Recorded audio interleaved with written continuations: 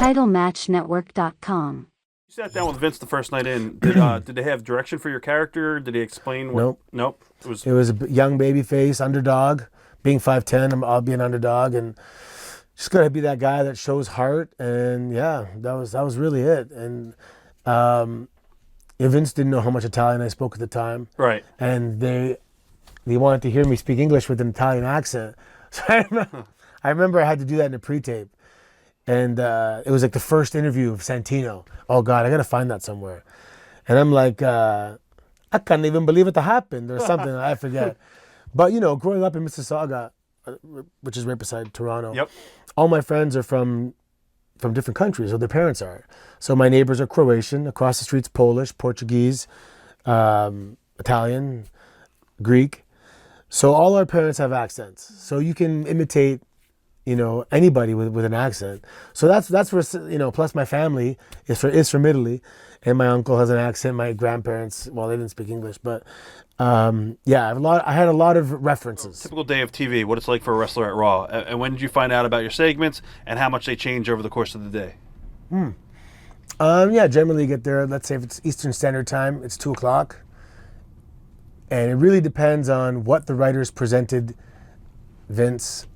If he reads the show and goes, good job, then the producers will be scatter and find everybody, But sometimes I'll see someone in the hallway and goes, the show done yet? They go, oh my God, Vince is redoing the whole thing.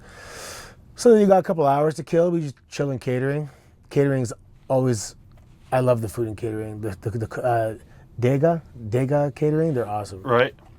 Was there anything ever scripted for you that you weren't happy about doing and try to get it changed? When people try to write as Santino, I'm gonna tell you, I'm like, I hate that. And I'll be like, who wrote this?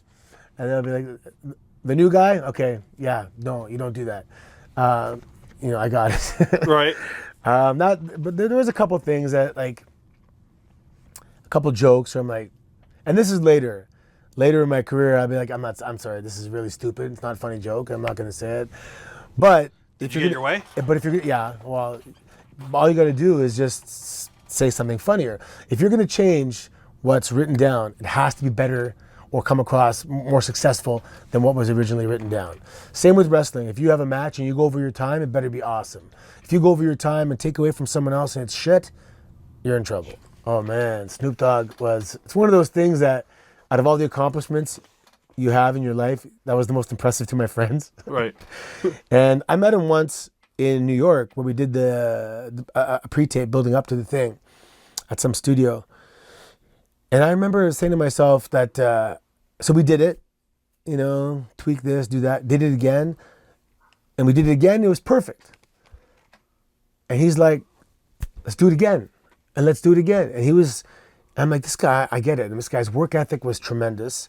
He did not want to leave until everyone was completely satisfied with how it went. And I go, okay, that's why he's Snoop Dogg, because of this work ethic. And I was just so impressed. He wasn't in a rush to get out of there or anything. He was cool. So then he obviously remembered me when Mania came and we went to meet again. I walk on his bus, go Santino, and presents me with a gimmick blunt. Yeah. Right. TitleMatchNetwork.com.